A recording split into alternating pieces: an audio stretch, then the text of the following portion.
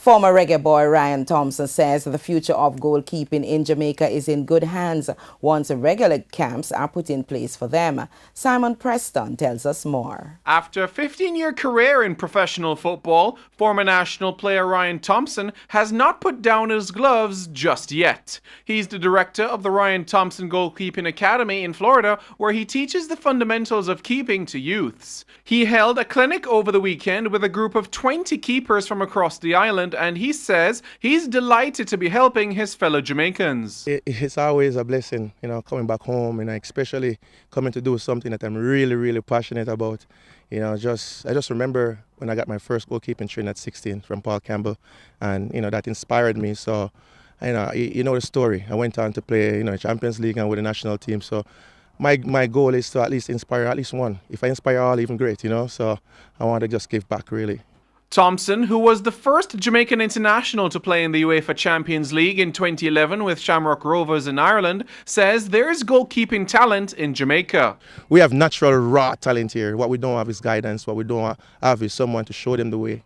And if we can, even better, man, we could have millions of Andre Blakes, millions of Ricketts, millions of Miller, and of course Ryan Thompson as well, National under-14 goalkeeper Xavier Codling says he's grateful for the opportunity to work with Thompson. Well, it's a tremendous feeling to work with Ryan Thompson, because at Calabar we don't really have these kind of coaches at Calabar helping us, so it's a tremendous feeling. 80-year-old Mona Prep goalkeeper Lionel Lumsden concurs. It's good. He's amazing.